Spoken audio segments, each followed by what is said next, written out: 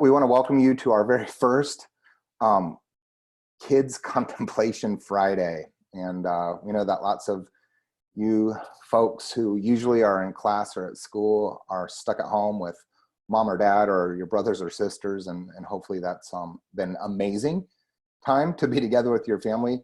But we're wanting to also sort of offer some maybe healthy and wholesome distractions to sort of help you stay centered and grounded. Because I can imagine how hard it is being away from friends and classmates. And hopefully this will be a time for you to try to learn to be a different kind of student, not simply a student at a school, but a student of life, a student of your own inner landscape and what it means to be you and to learn to love yourself and to have compassion for yourself.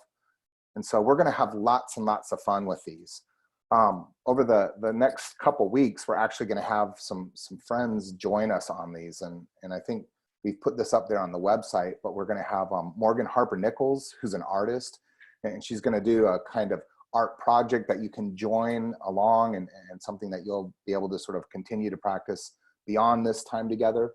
We're going to have a really good friend of ours, Gabe Torres. She's from the Philippines, and she's a singer-songwriter, and so she's going to do a sing-along and maybe teach a song or two.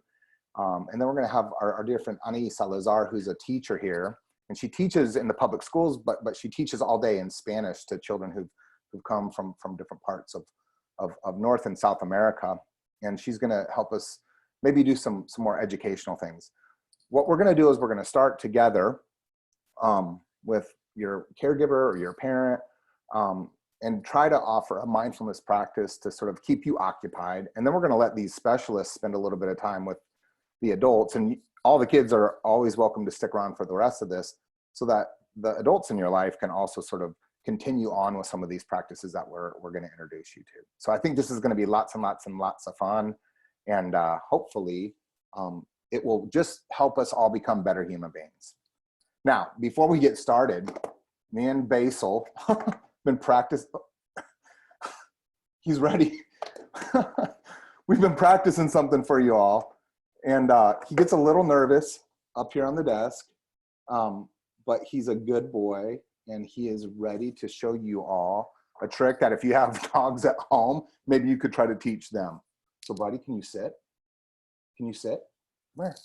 So I know it's so scary up here. Can you sit? Okay, how about this? Shake, shake. Good shake. High five. High five, yes.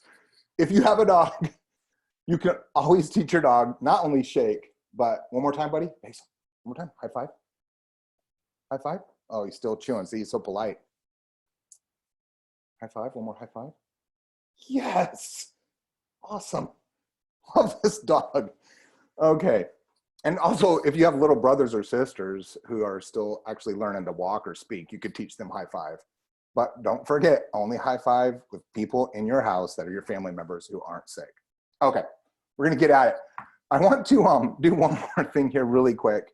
And you know, if you're sitting at home and you've watched everything on the TV, if that's what your folks let you do, or if you played every video game, if that's what your folks do, one of the things that we love to do to try to fill some of the time in our lives is pick up a good book and read. And so I want to introduce you all to a book that we recently got. And if you don't have it, maybe ask someone in your house to order a copy for you, because it's absolutely amazing. So I'm going to try to see if I can show you this.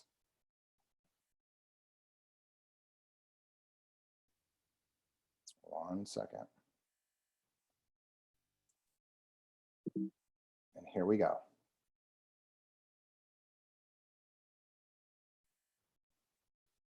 All right.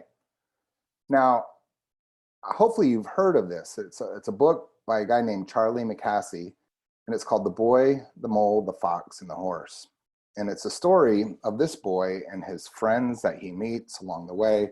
It's a story of his friends being honest about feeling afraid, being alone, but finding their way together.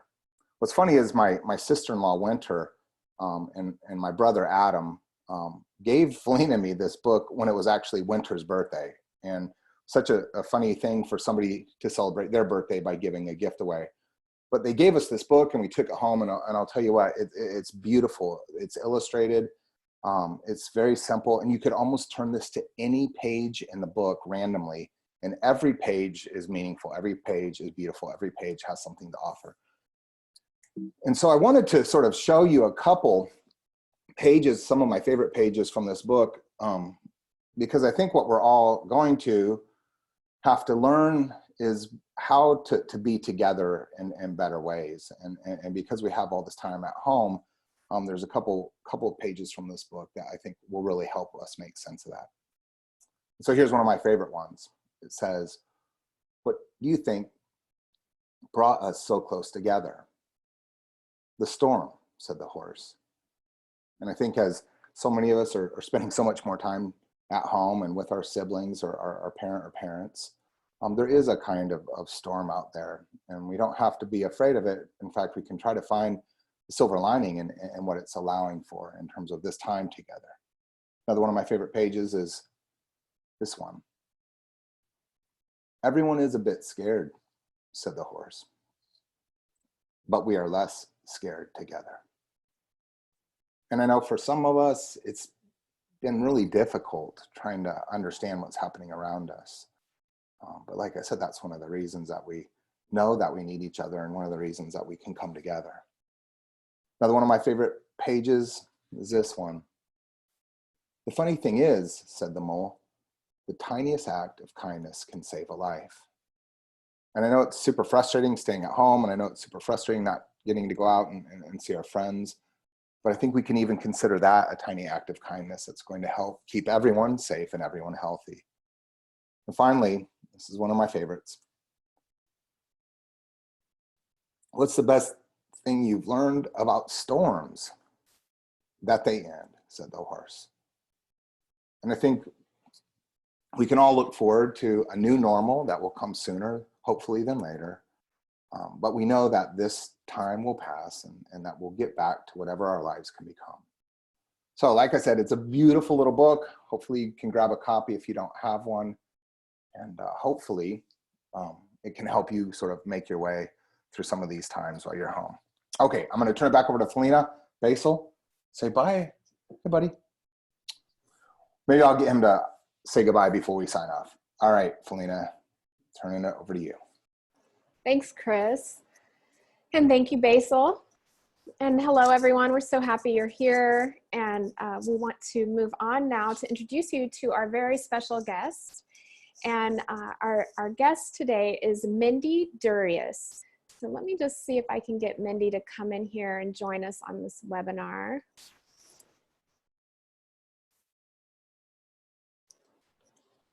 Let's see if she can come in here. There she is. Hi, Mindy. Hi. So I am so excited to introduce you all to Mindy. When we decided to do this particular webinar for kids, she was the first person that came to mind that I was hoping would be with us and lead us in a practice. And Mindy is a life coach and a home educator living in Portland, Oregon. She's been homeschooling her 5 children for 14 years. So she's got 5 children. The youngest is now 10 and the oldest is 21. She's taught a variety of contemplative classes in her own spiritual community, and she loves music, being outdoors, especially in the sun, which is hard to come by in the winter in Portland. Yes. And she loves reading and having meaningful conversations with the people that she loves, and cooking tasty food. Mm-hmm. And the thing about Mindy that one of the things that I so appreciate about her is the way she introduced contemplative practice to her family. And she has incredible stories of the ways in which she incorporated contemplative practice in the lifestyle of her family and the way that she was raising her children, and how she was able and continues to invite her children into that contemplative space. So she's the perfect teacher and specialist to invite to our kids contemplation webinar. And so with that, I would like to put out this poll that she put together. And so on your screen, you'll see a poll. And so if all the children will have a look here, we have 2 questions for you to answer. We're going to take 1 minute to let you answer live. And the questions are this. The first one is, have you noticed changes in your life lately? So if the children would answer that question, yes or no, have you noticed changes in your life lately? And this will just help us get a sense of who's gathered with us. And your parent or caregiver may want to help you fill out this poll. Uh-oh, and it looks like maybe it's not showing up. Oh, here, let's see. Let's try this again. I'm still new to this whole platform. So can you see it now? Oh no, this isn't right. This is the end of it, I think. Let's relaunch. Let's try again. I think they can see it now. Can you see it? I see it on my screen. Oh, excellent. Okay, so yeah, answer if you've noticed any changes in your life. And the second question is, have you felt sad or scared by the changes that you've noticed?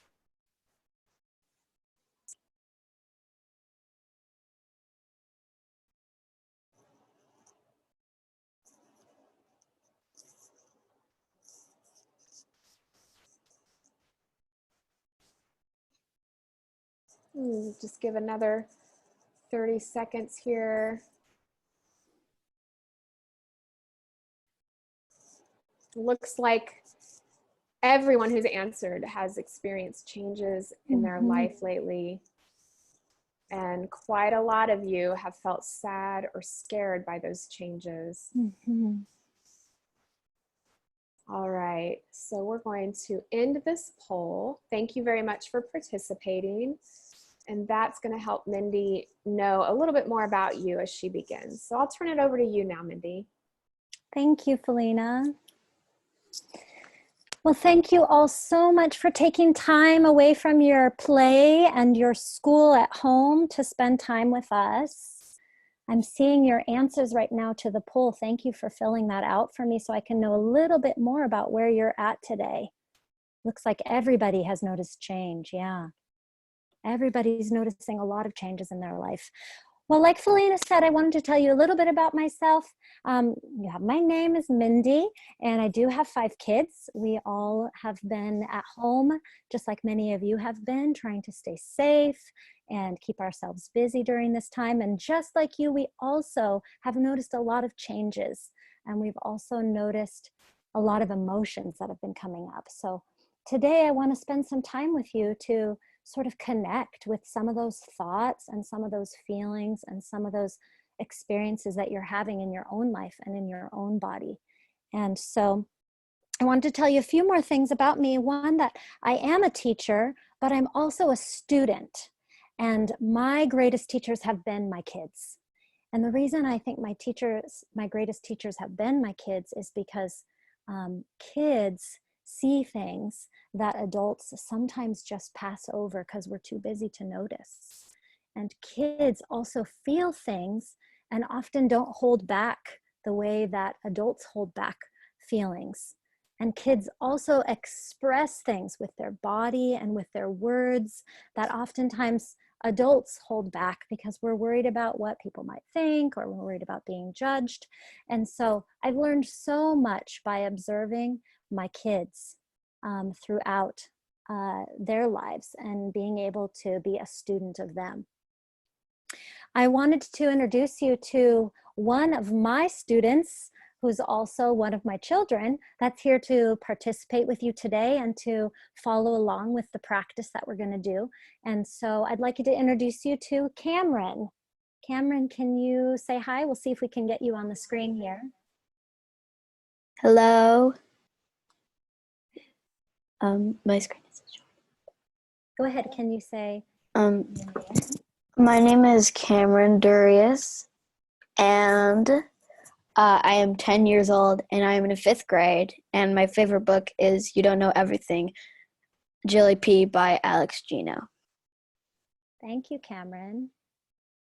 So Cameron, why don't you go ahead and take off your earbuds and go sit on the pillow. Thank you. All right.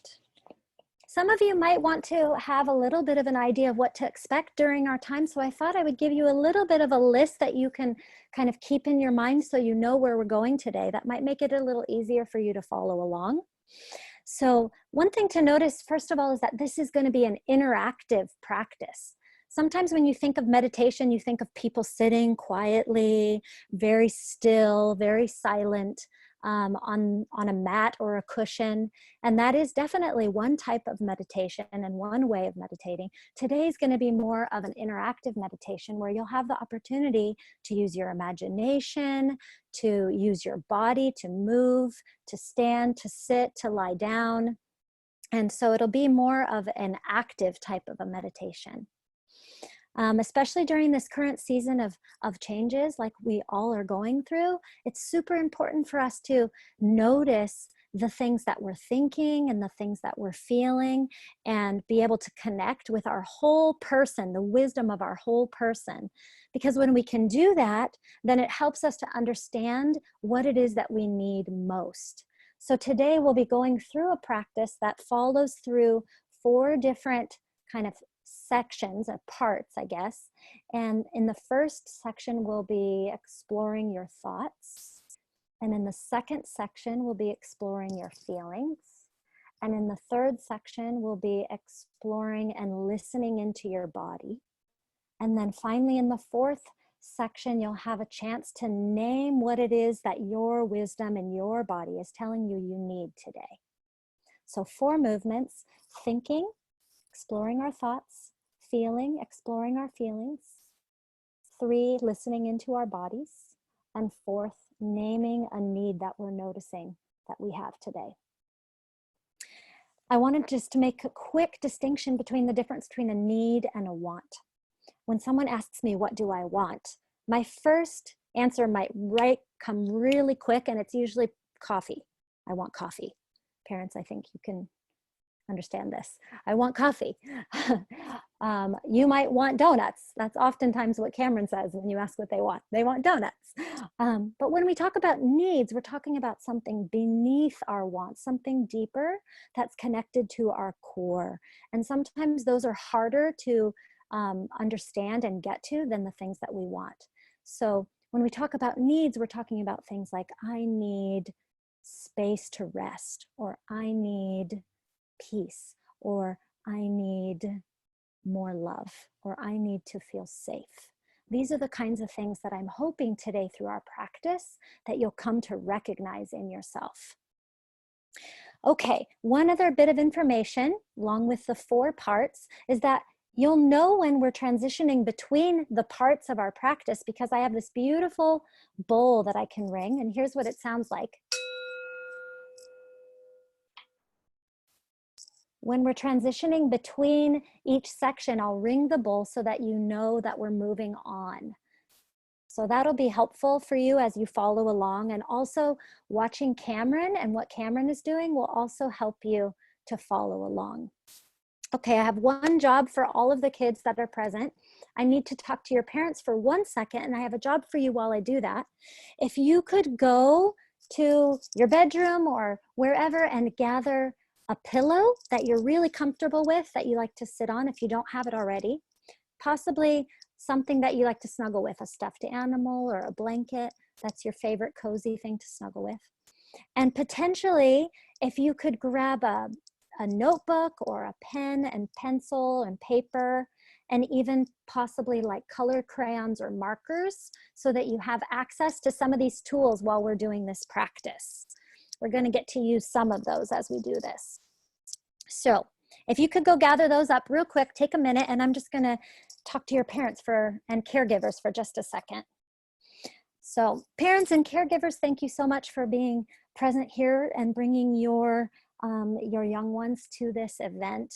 And I want to give you a pat on the back for trying something new. I know this is a hard time and we're all doing a lot of new things. So pat on the back for trying something new with your kids. I also wanted to just let you know that you're welcome to be present in the room. It's actually would be great if you could be present while your kids are doing this practice. I would say take the role of a student and an observer and see what you notice, what kinds of things you notice as they talk. and answer prompts, what kinds of things they are doing with their body, what kinds of facial expressions they have. This is all information that you can use to help understand how your child and how the kids that you're caring for are processing this time and what they're going through. The other thing I wanted to say is that use this space as you observe to collect questions that you might have about the practice itself or other questions related to your kids during this time or your role in their lives for the time at the end, the second half of this, so we can have that question answer time. And also, Chris mentioned that your kids are welcome to be here through the whole thing, and that's totally fine with me as well. If you'd rather them not be here for the second half, you can decide that for yourself also. All right. So hopefully the kids are back now with their pillows and their stuffies and whatever. Cameron has their stuffy. This is their know me, the stuffy. All right. So we're going to start our first section.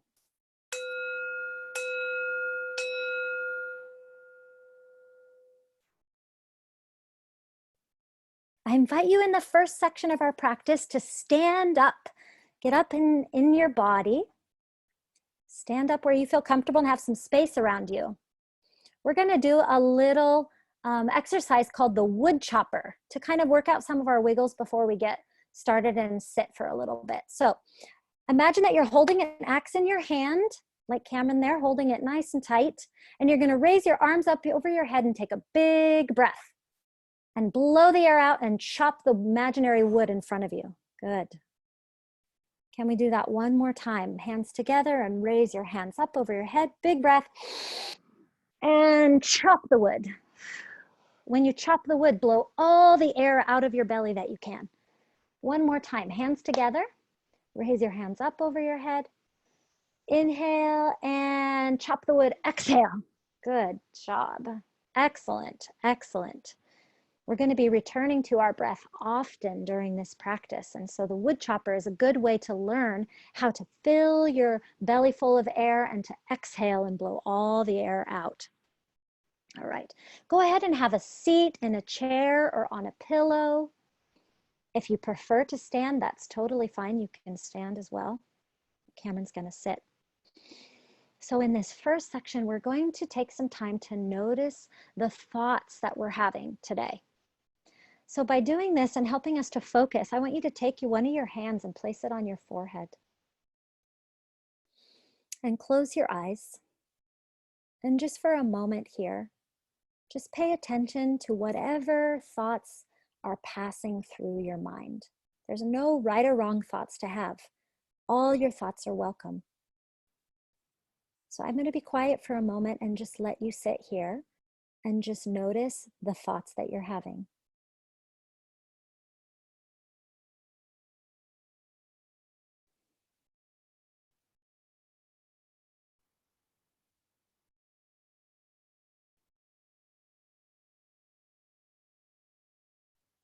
Okay, go ahead and take your hand down from your forehead.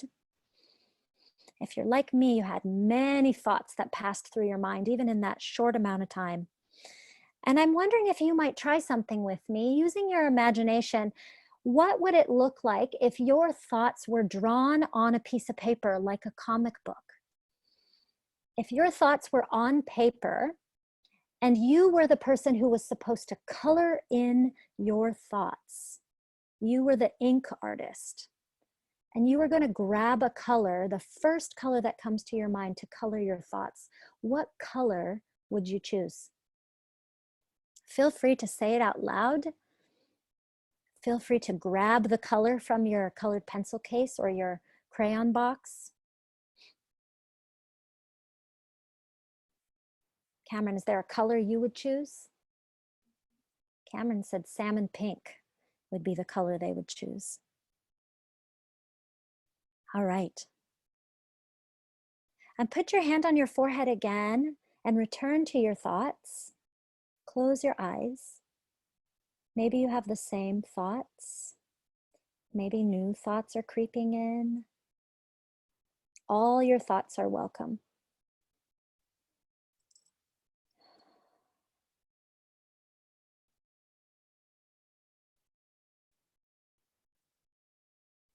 Now this time, as you remove your hand from your forehead, I invite you to think about if your thoughts were a type of weather pattern.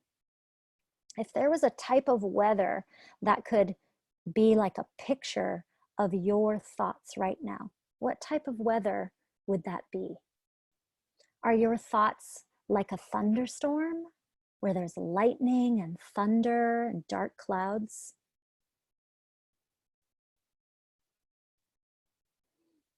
Maybe your thoughts are like a sunny spring day. Maybe the sky is clear and there's no clouds. Feel free to either out loud to your caregiver or to yourself, or even if you wanted to type your thoughts about your weather pattern in the chat box, you could share it there. The chat box should be at the bottom of your screen there, and you can click and type in what kind of weather represents the thoughts that you've been having lately.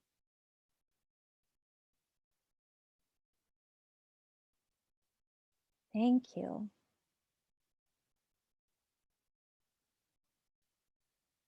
Just like the poll that we had, seeing some of your answers shows that we all are experiencing some pretty similar things right now in terms of the type of weather we're choosing to describe our thoughts.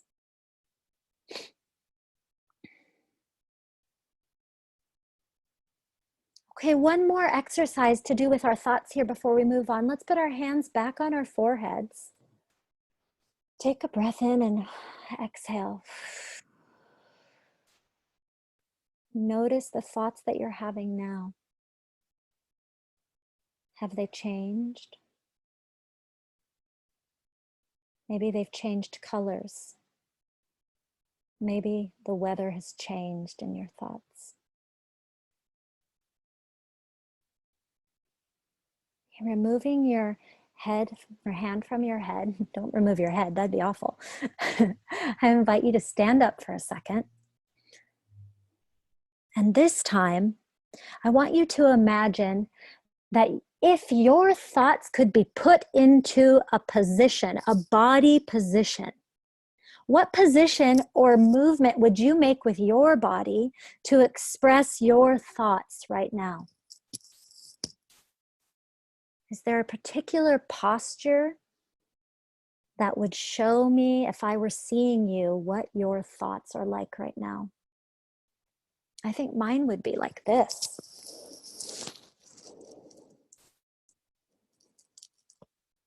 My thoughts are feeling very self-protective.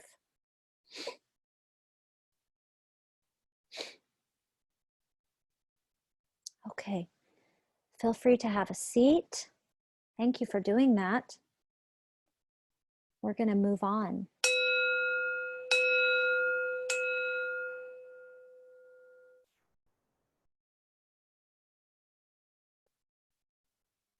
Let's start by taking a big breath in, like we did at the beginning with the wood choppers. This time though, instead of chopping wood, let's fill our bellies with air like a balloon, as heavy and as deep a breath as you can take. Fill your whole belly with air.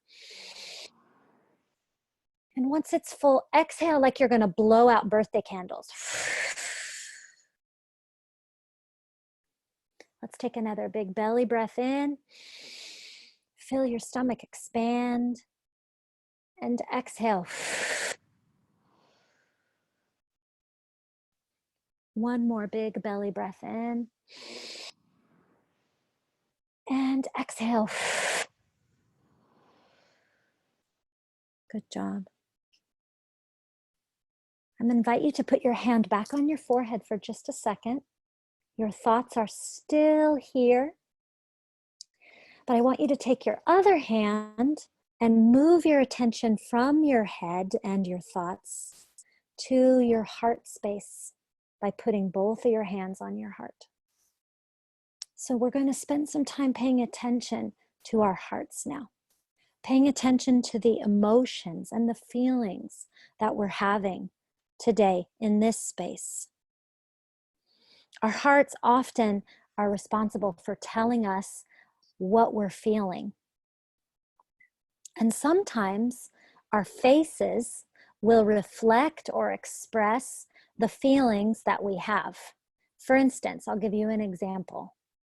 If I'm feeling nervous, my face might look like this. Shy. If I'm feeling happy, obviously my face is going to look like what? Can you do it? What does your face look like? Yes, happy. Yeah. If I'm feeling sad, my face might be forlorn, right? So there's all kinds of facial expressions. I like to think of the emojis that we all use every day, right? We're texting, we're emailing, we're messaging our friends, and we use emojis to express whatever it is that we want our face to portray to someone. So let's take a moment with our hands on our hearts and take a breath and allow yourself to notice with your hand over your heart what you're feeling in this moment.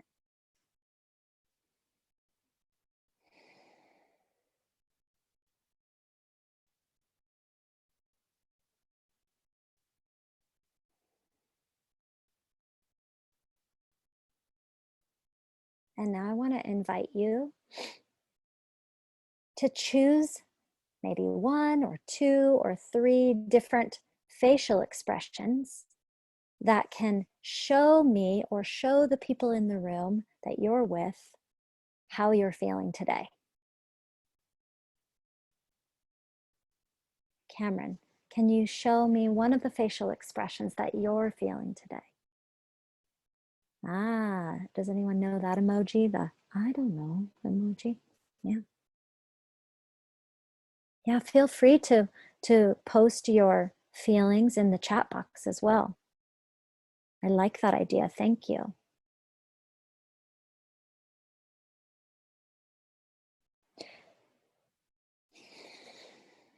Now I'd like to ask you another question about how you're feeling. Let's put our hands back on our hearts to connect. And breathe, feel your heartbeat there. Revisiting the idea of color. If you were to have a color that expressed how you were feeling today, what color would you color in your emotions with? For instance, if I'm feeling energetic, I might have the color red on, and that red expresses the energy that I feel.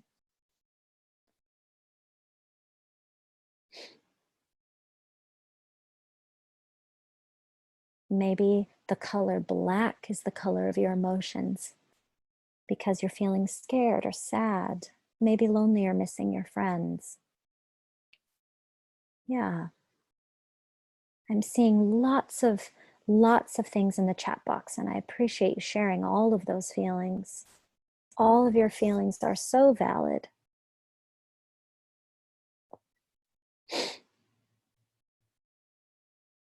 Let's take another moment and just connect with our hearts. We have our color that expresses our emotion. We have facial expressions that express our emotion. We even have body posture, the way we hold ourselves, either hunched over or upright. Some of you said you're feeling tired, so maybe your emotions are expressed by your tiredness and lying down. All of these are valid. These emotions come and they go and they change all day long, every day, just like our thoughts do. All right.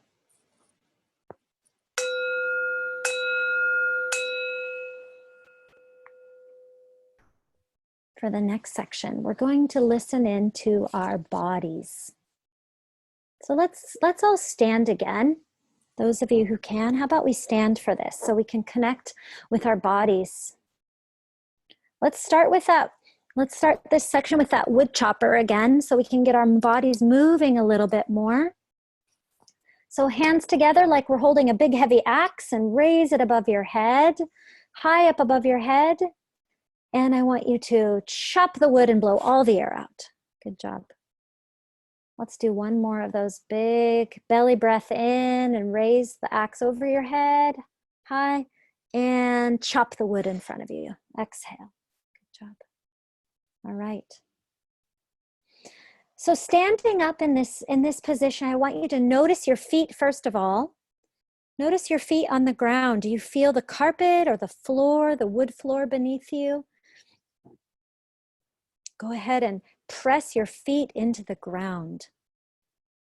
And I want you to imagine now for a moment with your hands at your sides, relaxed and standing. I want you to notice your body and imagine for a moment that your body is a heavy, heavy rock. An immovable rock. Think of the largest rock you've ever seen. And imagine that you are that rock. Immovable. You are that rock standing here safe.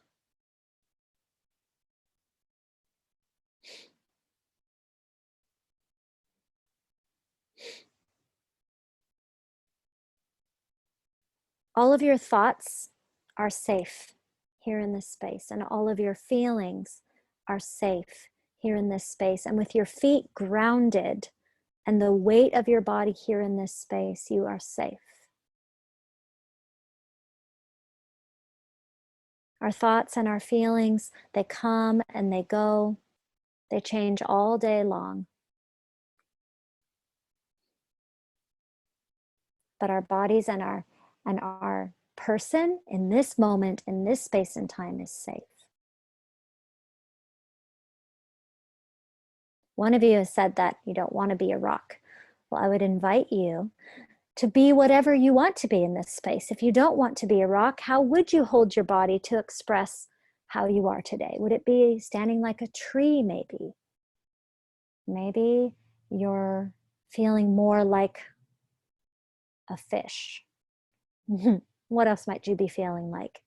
Go ahead and choose a body position that expresses how your thoughts and your feelings are today.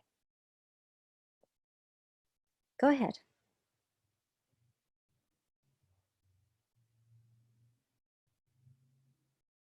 Okay. Oh, I like the raindrop. Someone said that they feel like a raindrop, that their body feels like a raindrop. This is good. All right. Now we're going to take a moment and put our hands on our bellies. Go ahead and sit down wherever you are. We're going to put our hands on our bellies. Find your belly. I'm going to take a big breath in. Fill your belly with air. And exhale. And recognize that in this space, you are safe. All your thoughts, all your feelings, and your body in this space are safe. And I have a question to ask you. Connecting with your thoughts and connecting with your feelings, connecting with your body, I want you to ask yourself, what do I need most today? Or what is one thing that I feel like I need, that I'm missing? Our bodies are so wise. They have so much to tell us, so much to teach us. So take a moment with your hands on your belly and listen to your body. What is your body saying that you need? Maybe you need more quiet time. Maybe you need a hug. Maybe you need to feel safe, safer. Maybe you need to feel love. What is it that you feel you need? And if you brought a stuffy or a blanket, it might help to hold on to your comfort item to help you to access what you need. Something that makes you feel safe and comfortable.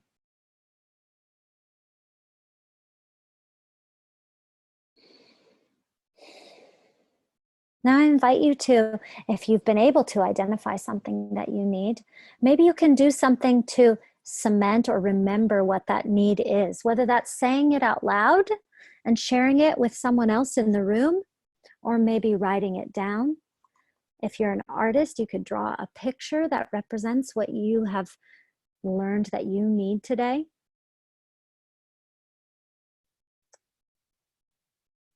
Feel free to, right now, do whatever it is that helps you to cement what it is that you feel like you need into your mind so that you don't forget.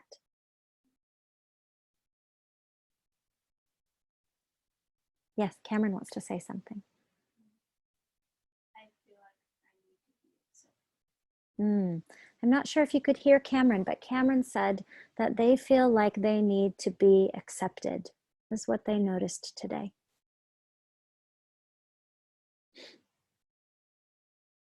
Whatever your need is, I hope that you find some way to be able to express it either in art or in words or in motion, in movement. Let's take one last final moment here together to take a few more breaths to end our time together. You can place your hand on your head or your belly or your heart, wherever you feel most comfortable, in your lap. And to end our time together, let's take 3 big breaths in together. Inhale. And exhale through your mouth. Deep belly breath in. And exhale.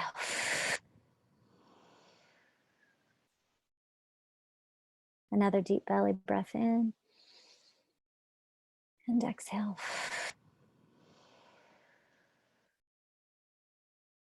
Thank you so much for joining in our practice. I hope that you were able to notice some thoughts and feelings and needs that you have, and that you're able to express those in a way that's meaningful to you to help you during this time. Thank you so much for joining us, and I'll turn it over to Phileena. Thank you, Mindy and Cameron. That was amazing. It was so good for me. I really appreciate the opportunity to practice with you. So we have about 12 minutes for some Q&A with the parents. So if any of the parents want to take a moment to jot down a question in the Q&A box that you'll find at the bottom of your screen, about in the middle of the bottom of the computer screen. You can type in a question there, and we will take some time with Mindy. She'd be happy to spend a little time with you.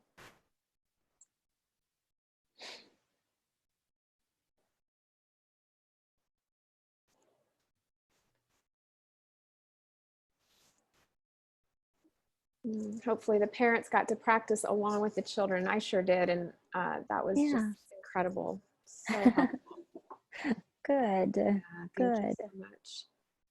It's nice to be guided by someone else. Yeah, it's a different than leading. Yes. Yeah, for sure. Yeah.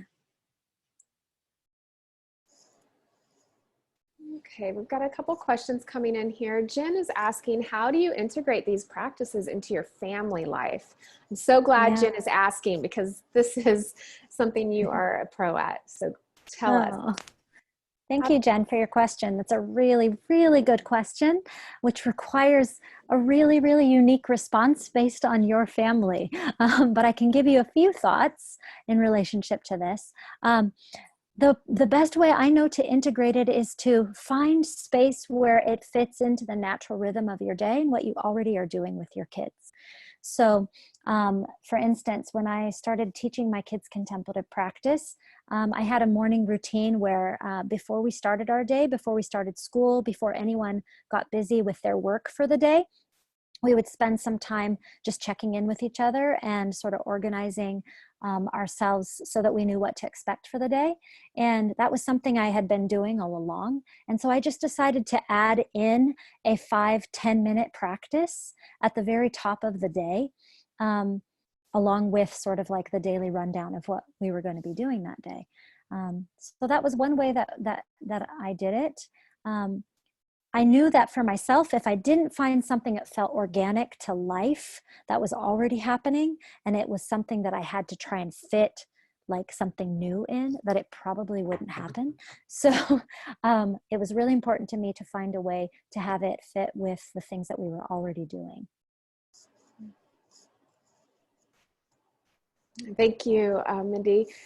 Ashley's asking, do you have recommended resources to find more practices like this? And thank you for this.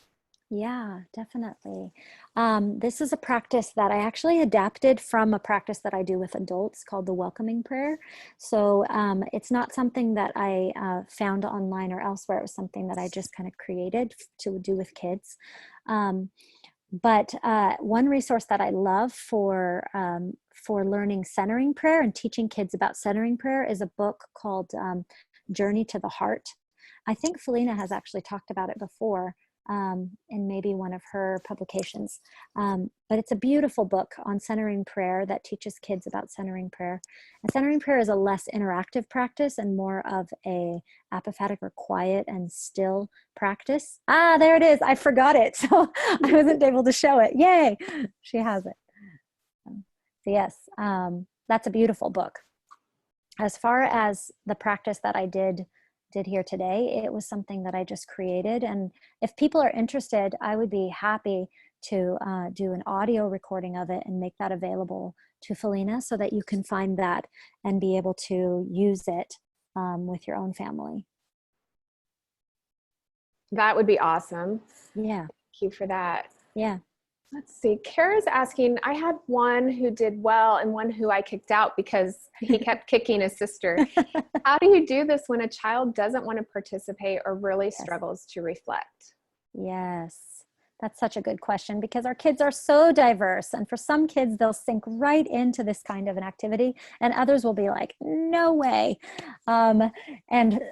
So my approach with kids that have very different attention spans and capacity for things like this is to give them lots of space, to allow them to decide if they want to participate or not, and to have that be clear to them up front.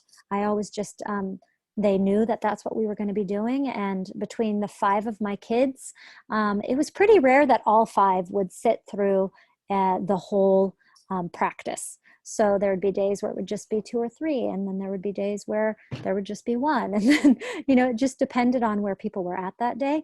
But I kept consistently offering it. And little by little, even the kids who were a little more averse to sitting developed some capacity and habit and ritual with it. So I would definitely encourage to let the kids decide, especially up front if it's new. Whether or not they want to engage but keep offering it and see what happens. Excellent. Anonymous says, thank you. I have 3 kids. What specific types of practices do you recommend for little ones, like lower elementary?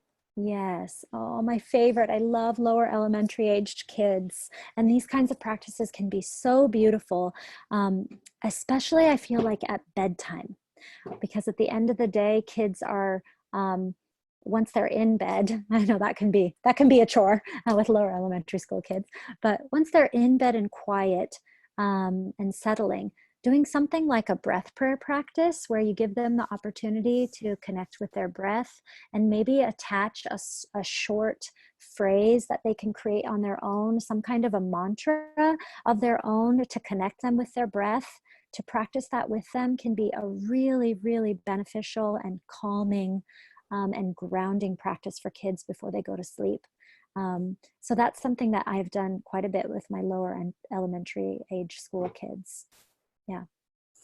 Wonderful. And then we have one more question in the chat box from Cecilia. She's asking, she says, thank you, Mindy and Phileena. My son really opened up during this practice. What type of practice do you start the day with? For my kids, when we were all doing practice together on a regular basis, we would often do Lectio Divina, which I know that if you visit Gravity's website, you can read about Lectio Divina and how to practice it. I would adapt it for my kids and choose short passages, either from scripture or from poetry or some other text of a book maybe. And Lectio Divina just gives the opportunity for kids to reflect on what they're hearing and what is standing out to them in what they're hearing. And it's repetitious. Kids really seem to engage with it at whatever level they're at. So that's a good one to start the day with. Centering prayer is also one of my favorite ways to start the day. It can be a little more challenging with young ones, but once kids have kind of become accustomed to these practices and their attention span has grown a little bit, centering prayer is a really beautiful way to ground and start the day. So those are a few suggestions. Wonderful. Well, Mindy, we are so grateful for your time with us today. I wonder if everyone who's participated might put your hands on your heart and just connect with that sense of gratitude for this time that we've been able to have together, this way of coming together and supporting one another through a really difficult season, and cultivating that gratitude, just sending all that gratitude out to Mindy and her family, and to Cameron especially. We thank you so much for your presence with us and the presence you've cultivated in your own life that gives you the capacity to show up with us here today. Thank you, Mindy. Yeah. And we're going to invite Chris to join us here. So if Chris might come back, let's see if we can get him in. There he is. All right, Chris, we'll turn it back over to you. All right. Well, thanks, Mindy and Cameron. That was beautiful. And thanks, Phileena, for making this possible. As we close this out, I just want to sort of mention a couple things again. This is that beautiful book, The Boy, the Mole, the Fox, and the Horse, that we read from earlier. And in the webinar notes or the show notes that we'll send out to everybody who registered here today, we'll send a link to that, as well as that centering prayer book Mindy mentioned, as well as the page of Lectio Divina, if that's a practice that you want to try at home. But I want to actually show your parents or caregivers here where they can learn more about these webinars. And so we're going to go here to Gravity's website, and that is at www.gravitycenter.com. You come to this Join tab, and you come all the way down to webinars. You can see here our Whole Health Mondays, our Spiritual Practice Wednesdays, and Kids Contemplation Fridays. Or you can just hit webinars right there. And when you hit the webinars right there, you'll see that these are at least through April, 4 p.m. Central Time. And again, Mondays, Wednesdays, and Fridays. And what we'll do is, if you go to any of these pages, you'll see that we'll put the playback here, and we'll put a little bit of the bio of the guests that we have. And then we have some other guests coming up. And so I just wanted to let you know that on Monday at 4 p.m. Central, one of my Enneagram teachers, Marianne Gilbert, who really is a healer, will be joining us to help us look inward to find ways that we can listen to our body, observe our somatic stresses, and where we're parking some of our fears and concerns. And hopefully this will be a really powerful time together. Anyway, we are super duper grateful for every one of you who's been a part of this. Basil, oh, he's crashed out. He, all those tricks and sitting up on the desk, I think's worn him out too. But man, we're super grateful to continue to curate a larger community from all over the country and really all over the world. And so please join us as you're able, and take care of yourselves, be good to yourself, and have a good weekend. And like I said before, we're having such incredible potential right now to create the world that we're going to live in when we get back to whatever our new normal is, by creating the people that we're becoming now. So become the best version of yourself by learning to hold yourself with compassion and love and self-acceptance. Thanks so much. We're going to sign out now, but we'll leave this chat open here for a few moments. If there's any of you over here who want to connect or find your way back to each other. But have a good weekend. Thank you.